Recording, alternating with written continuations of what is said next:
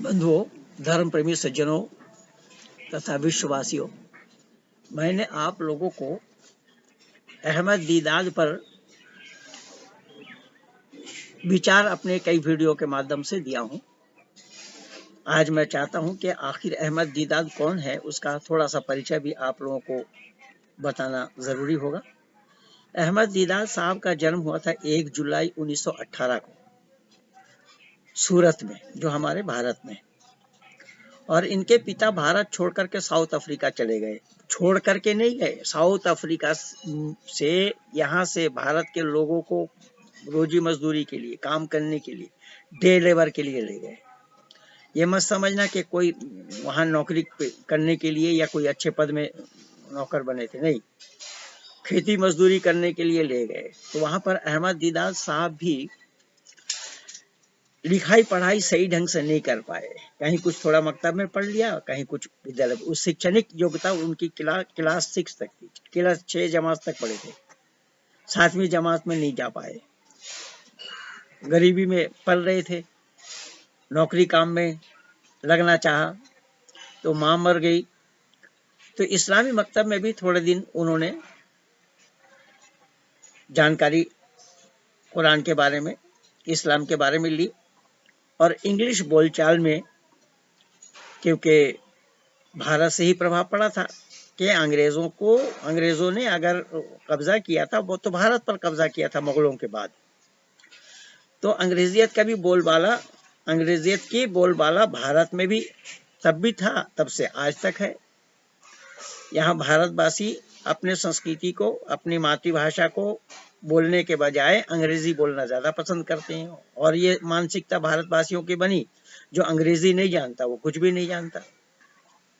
तो अहमद दीदाद साहब जो हैं, वो उन दिनों में, यद्यपि उससे पहले से ही काम चलता चला आ रहा था कि ईसाइयों का टारगेट था भारतीय मुसलमान और हिंदू, कि मुसलमानों को और हिंदुओं को ईसाई बनाया जाए। ज्यादातर उन्होंने मुसलमानों को ही ईसाई बनाया। भारतीय जितने भी ईसाई है ना, वो ज्यादातर इस्लाम से ही कन्वर्ट हुए हैं। ये मत समझना कि मुसलमान कहीं कन्वर्ट नहीं हुए, नहीं, आज भी हो रहे हैं। खैर, ईसाई बनाए, तो ईसाई बनाया गया था। एक टारगेट ईसाइयों का था, क्रिश्चियनों का था, और उसी टारगेट के माध्यम से उन्होंने बनाया, मुसलमानों को ईसाई बनाते रहे। तो उस समय इन चीजों को इस्लाम जगत के कई आलिमों ने परखा, और उसमें वहां ये मुसलमानों को ईसाई बनाने के लिए जो सबसे ज्यादा परेशान या कामयाबी भारत का विभाजन होने के बाद पाकिस्तान में भी हुई। पाकिस्तान में भी इस तरीके से उनको, मुसलमानों को ईसाई बनाया गया। तो उन दिनों में, यह 1843 की बात है, 1843 में उर्दू अखबार निकलती रही भारत से, दिल्ली नाम का। उस पत्रिका का संबंधन थे मौलवी बाकर, और मैं मौलवी बाकर के बारे में ये समझता था कि शायद उन क्रांतिकारियों के साथ, अंग्रेजों के साथ शहीद हुए। नहीं नहीं नहीं नहीं, ये गलत फहमी है। उस गलत फहमी को आज मैं दूर किया इस इजहारुल हक किताब से। इस इजहारुल हक किताब से मुझे ये पता लगा कि 1843 में कि उर्दू अखबार दिल्ली के वो संपादक थे, और जब उन्होंने बाइबल और ईसाइयों पर कटाक्ष करते हुए लिखा और कुरान को ईश्वरीय ज्ञान सिद्ध करने का, हजरत मोहम्मद साहब को आखिरी पैगंबर सिद्ध करने का उन्होंने प्रयास किया, तो अंग्रेजों ने मौलवी बाकर, जो उसके संपादक थे उस पत्रिका के, मौलवी बाकर को तोप के सामने बांध करके उड़ाया था। बहुत सारे मुसलमानों में भी ये गलतफहमी है कि मौलवी बाकर शायद आजादी के लिए प्राण गंवाए। नहीं नहीं, आजादी की लड़ाई उनके साथ नहीं थी, पर मैं भी गलतफहमी का शिकार था। आज वो गलतफहमी मेरी दूर हुई है, इसलिए मैं आप लोगों से शेयर करना भी युक्त समझा। तो मौलवी बाकर को उन दिनों में यह अखबार निकालने के बाद उनको मारा गया। तो उस समय से ही ये अहमद दीदाद जो है उस किताब को यानी इजहारुल हक किताब को पढ़ने के बाद उन्होंने ईसाइयों से टक्कर लेना युक्त समझा। पर युक्त नहीं, उन्होंने करके दिखाया। उनका सारा काम ईसाइयों के खिलाफ था, हिंदुओं के खिलाफ नहीं था। और जाकिर नाइक जो उनके शिष्य बताते हैं, या अहमद दीदाद को जो अपना उस्ताद मान रहे हैं, जाकिर नाइक का काम हिंदुओं के खिलाफ है। जबकि बता दूं मैं, उन दिनों में, जिन दिनों में ये इजहारुल हक किताब लिखी गई या लिखी जा रही थी, उन दिनों में भारत में राजा राम मोहन राय का बोलबाला था।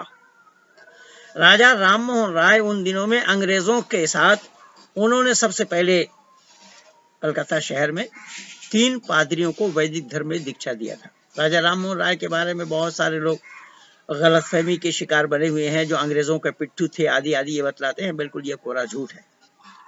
मैं भी नहीं जानता था। मैं भी आर्य समाज में आने के बाद जब साहित्य का अवलोकन किया तब मुझे जानकारी मिली। गुरुदत्त शर्मा जी ने अपने पुस्तक में बहुत अच्छे ढंग से लिखा है, और अपने डॉक्टर भवानीलाल भारतीय, जिनके साथ मेरा भी बहुत अच्छा संपर्क और संबंध रहा है, पंजाब से लेकर के कलकत्ता तक मैं कई प्रोग्रामों में साथ रहा हूँ, उनकी किताब से में मुझे ये मिली है कि राजा राम मोहन राय ने इस तरीके से काम किया। लेकिन मैं यहाँ चर्चा कर रहा हूँ अहमद दीदाद का। तो अहमद दीदाद का काम ईसाइयों के खिलाफ था। लेकिन मैं आज बताना चाहूंगा आप लोगों को कि अहमद दीदाद के शागिर्द जाकिर नाइक उन्हीं खिलाफत को ईसाइयों के बजाय हिंदुओं के साथ करना युक्त समझा, और उसी आधार पर वो सड़क पे खड़ा होकर के हिंदू घराने के लड़का लड़की को मुसलमान बना रहे थे। लेकिन दुर्भाग्य ये है कि हिंदू के बारे में अहमद दीदाद ने कुछ नहीं कहा। अहमद दीदाद बाइबल, कुरान से बाइबल तक, यानी बाइबल से कुरान तक, उस पुस्तक को, कुरान और बाइबल की चर्चा में उन्होंने उस रोशनी को देखा। लेकिन मैं आज बताना चाह रहा हूं कि कुरान और बाइबल में खूब अंतर नहीं है। आइए मैं उदाहरण देता हूं कि कुरान वालों की मान्यता है कि हजरत आदम अलैहिस्सलाम को अल्लाह ने बनाया, सबसे पहला मानव के रूप में, सबसे पहला इंसान के रूप में हजरत आदम को बनाया। फरिश्तों से कहा मिट्टी ले आओ। बड़ी लंबी कहानी है, बहुत जगह है, कुरान भरा पड़ा है, मैं बोल भी रखा हूं बहुत जगह, लेकिन आज मैं संक्षेप में कुछ उदाहरण आप लोगों के सामने प्रस्तुत कर रहा हूं। तो आदम को बनाने के बाद आदम पत्नी हवा को भी बनाया, और उसमें था शैतान, जो शैतान उसका बाद में नाम पड़ा, जो आदम को सीधा नहीं किया।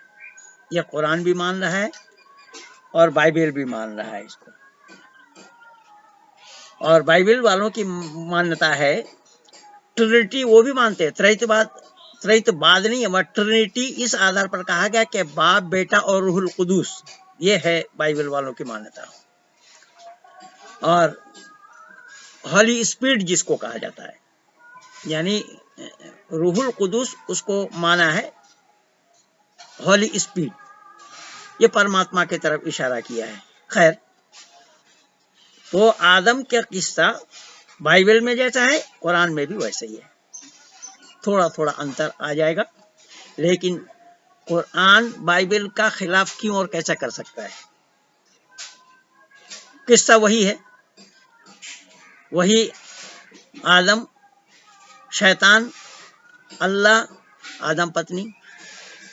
और जिस अल्लाह ने शैतान को जन्नत से निकाला, उस अल्लाह को पता भी नहीं लग पाया वो फल खिलाया। तो वो तो कुरान तो गवाह है कि वो तो उंगली नचा कर अल्लाह से कहा, क़ाल मा मनाअक अल्ला तस्जुद लिमा खलक़तनी बियदैया अस्तकबरत अम कुन्त मिनल आलमीन। मैं उसको गुमराह करूंगा जो तेरा सीधा रास्ता पर रहेगा। और उस चैलेंज को उसने स्वीकार किया। तो बाइबल से कुरान अलग कहां है? यानी दोनों जगह बराबर है। वही बात उस आदम से लेकर के ईसा तक सभी पैगंबर की कहानी, इजराइल की वंशजों की कहानी, लूत की घटना, और उन दिनों में पुरुषों से समलैंगिक व्यवहार करते थे, पुरुष पुरुषों से बदफेली करते थे, जिसका समर्थन आज मौलाना अग्निवेश भी किया है, ये उस काल की बात है। वो घटना बाइबल में भी है और वो घटना कुरान में भी है। तो कुरान में और बाइबल में अंतर क्या है? हजरत आदम के बाद जितने भी पैगंबर हुए हैं ईसा तक, सभी पैगंबरों की चर्चा बाइबल में है और कुरान में भी है। बाइबल में सिर्फ मोहम्मद की चर्चा नहीं है। अब बाइबल में भी वही चीज है। अब देखिए, इस्लाम वाले जो आज मार काट कर रहे हैं ना, तो इस्लाम वाले मार काट कर रहे हैं, इस्लाम का जन्म ही मार काट से हुआ है। देखिए, मैं आज साफ बता रहा हूं, बिल्कुल स्पष्टीकरण दे रहा हूं कि इस्लाम वालों ने किसी को सहन नहीं किया, इस्लाम वालों ने किसी को बर्दाश्त नहीं किया है, क्योंकि उस समय तो कोई था नहीं, उस समय लोग ही नहीं थे। अल्लाह ने केवल आदम और आदम पत्नी को बनाया। जिस फल को खाने के लिए मना किया, पति पत्नी दोनों ने मिल करके खाया, उस फल के खाने से जन्नत से निकाल दिया। तो जन्नत से जब दुनिया में आए तो दुनिया में इन्होंने संतान उत्पत्ति की, और संतान उत्पत्ति की उस समय कोई आदमी नहीं था, 4 लोग थे, पति पत्नी, 4 नहीं 6 थे। वो पति पत्नी आदम हवा, और ये एक बेटा एक बेटी, एक बेटा एक बेटी, ये 4 इधर और 2 उधर, 6। उन 6 आदमी में इस्लाम शांति से रह नहीं पाए। सुन लो दुनिया वालों, कान खोलकर, उन 6 आदमी में भी लड़ाई हुई। ये तो जन्म से ही इस्लाम लड़ने मरने वाले हैं। जब शांति लाएंगे, कहां से शांति? वहां कहां है? वहां तो हाबिल और काबिल दोनों भाई, उस आदम के संतान, दोनों भाई लड़े और एक दूसरे को कत्ल किया। ये इस्लाम तो इसको जन्मसिद्ध अधिकार मान रहा है। इसीलिए आज ये पूरी दुनिया में उधम मचाए हुए हैं। इस्लाम ये आज से लड़ाई नहीं, ये उस काल से लड़ते लड़ते आ रहे हैं। दोस्तों, आज जो मैं आपके साथ बात शेयर करने जा रहा हूं वो आदम इस्लाम, जो इस्लाम के हिसाब से सबसे पहले नबी और सबसे पहले जो है इंसान अल्लाह ने बनाए थे, और उनकी जो बाई पसली से औरत बनाई थी हवा, जो उन्हीं का आपस में शादी करा दी, यानी कि एक ही शरीर से बना के उसकी आपस में साबित करा दी। उसके बाद जो है आदम इस्लाम के 2 बेटे हुए, काबिल और हाबिल, और उनके साथ साथ जुड़वा बहनें भी हुई, यानी कि काबिल के साथ एक बहन जुड़वा पैदा हुई और हाबिल के साथ भी एक बहन जुड़वा पैदा हुई। तो अल्लाह ने कहा कि हाबिल के साथ जो जुड़वा बहन पैदा हुई है वो काबिल से शादी करेगी, और जो काबिल के साथ जुड़वा बहन पैदा हुई है वो हाबिल से शादी करेगी। ये अल्लाह का संदेश है, यानी कि भाई भाई बहन आपस में शादी करें। ये शुरुआत की बात है, क्योंकि कहते हैं, इस्लाम कहता है कि सब जो है आदम की औलादे हैं। आप सुन लीजिए आगे की बात। तो काबिल के साथ जो लड़की पैदा हुई थी, बहन पैदा हुई थी, वो ज़्यादा सुंदर थी। तो काबिल बोला कि मैं ऐसा नहीं करूँगा, मैं तो जो मेरे साथ जो पैदा मेरी बहन हुई है उसी से शादी करूँगा। हाबिल बोला ये बात गलत है, ये नियम के विपरीत है। दोनों में झगड़ा हो गया। शॉर्ट में बता रहा हूँ, तो काबिल ने हाबिल को मार दिया, यानी कि अल्लाह ने भाई को भाई के द्वारा ही मरवा दिया। बाइबल में घटना यही है। भाई बहनों में वहां शादी हुई, यह धर्म बता रहा है। भाई बहनों में शादी होना धर्म नहीं है, इसी का नाम अधर्म है। तो उस समय तो सगे भाई बहनों में होती थी। अब इस्लाम वालों ने चचेरी, ममेरी, फुफेरी, खलेरी, जितना जो कुछ भी है, रेरी फेरी, सब हेरा फेरी, सब बहनों को शादी करते हैं। कहीं ममानियत नहीं है। अब मैं ये निवेदन कर रहा हूं कि जो लूत की घटना है कुरान में, वही लूत की घटना बाइबल में है। जो मूसा की घटना बाइबल में है, वही मूसा की घटना कुरान में है। जो इस्माइल, याकूब, इब्राहिम की घटना बाइबल में है, वही कुरान में है। तो ये मौलाना साहब जो रहमतुल्लाह किरानवी जी ने जो बाइबल से कुरान तक लिखी है, और अहमद दीदा जिस पर हाँक रहे हैं, उसमें अंतर कहां है? किस बात पर हाँक रहे हो भाई? तुम्हें शांति का शाह नहीं, तुम जन्म से ही लड़ते लड़ाते आ रहे हो, तुमने औरों को सहन किया नहीं, अपने भाई को मारे। अब देखिए इस क्या हैरानी की बात है। और इनके कुरान और बाइबल के जो चलने चलाने वाले हैं ना, जो मैं बोलता ना होली स्पीड, रूहुल कुदुस जिसको बोल रहे हैं, उनको भी सलीका देखिए, उनका भी अकल देखिए, उनका भी दिमाग देखिए। जब ये हाबिल और काबिल, ये आदम के दोनों बेटे थे, और दोनों जब लड़ाई करी ना, एक ने दूसरे को मार दिया। और विवाद किसके था, जरूर आप लोगों ने सुना होगा। विवाद उन भाई बहनों में शादी के लिए था। एक ने एक से शादी करना चाहा, उसने दूसरे ने करी, इस बात पर विवाद हुआ और उसी में लड़ाई हुई, इसी में मारे गए। तो इसी में मारे तो उसको दफनाने के लिए इंसान को अल्लाह ने अकल नहीं दिया, अकल अल्लाह ने दिया कौवा को। सुन लो वो कुरान और बाइबल के मानने वाले लोगों।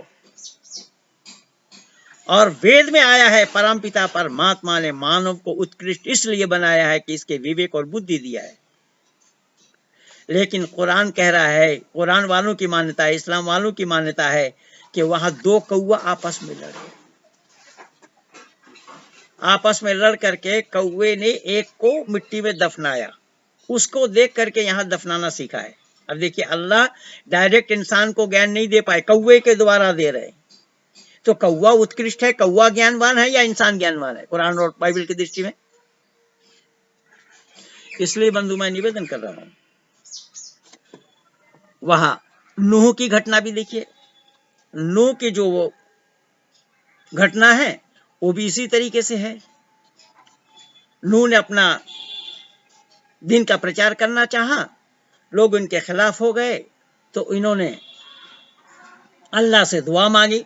और कुरान क्या कह रहा है सुनिएगा, वक़ाल नूह रब्बी ला तज़र अलल अर्ज़ि मिनल काफ़िरीन दय्यारा इन्नका इन तज़रहुम युज़िल्लु इबादक वला यलिदु इल्ला फाजिरन कफ़्फ़ारा रब्बि इग़फ़िर ली वलिवलिदैय वलिमन दख़ल बैती मुमिनन वलिलमुमिनीन वलमुमिनात वला तज़िदिज़ ज़ालिमीन इल्ला तबारा। दुनिया को फना कर दे, ध्वंस कर दे, बड़ा गारत कर दे, हमें बचा, हमारा बीवी बच्चा को बचा, हमारा अहल वयाल को बचा। और वहां कहा जाता है केवल 40 लोग थे। वक़ाल अल हवारियून नहनु अंसरुल्लाह आमन्ना बिल्लाहि वशहद बिअन्नना मुस्लिमीन, कुरान में आया है। 40 लोग थे उनके पास, और नाव ले गए, नाव में सब कश्ती पे ले गए, कश्ती तैयार कर, अल्लाह का हुक्म हुआ, कश्ती तैयार किया। वो कुरान भी कह रहा है, बाइबल भी कह रहा है। उसमें जो जो चीज ले गए, नबातात जमादात हैवानात, या मानव दानव कीट पतंग जितना जो कुछ भी लता वृक्ष आदि, वो जो ले गए नाव में वही आया, और जो नहीं ले आए वो नहीं आया। तो ये घटना तो दोनों में ही है, बाइबल में भी है कुरान में भी। फिर कुरान से, बाइबल से कुरान तक क्या है? कुरान में और बाइबल में भेद क्या है? केवल बाइबल में मोहम्मद की घटना नहीं है, तो मोहम्मद बाइबल बाद आया है, तो मोहम्मद का नाम उसमें क्यों होगा? तो बोले ईसाई लोग उन दिनों में जो मोहम्मद पर कटाक्ष करते थे, मोहम्मद पर कटाक्ष करने के लिए ही इन्होंने पुस्तक लिख दी, इज़हारुल हक लिखा। तो कटाक्ष इस आधार पर हुआ जब उनके बाद, ईसा के बाद, अब ईसाइयों में भी दो गुट है, कैथोलिक और प्रोटेस्टेंट।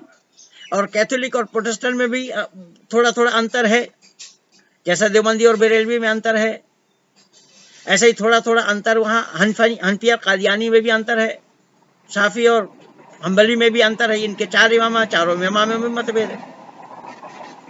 तो कहने का तात्पर्य मेरा ये है कि वहां ईसा को अल्लाह ने चौथा आसमान पर उठा लिया, और प्रोटेस्टेंट वाले मान रहे इस बात को।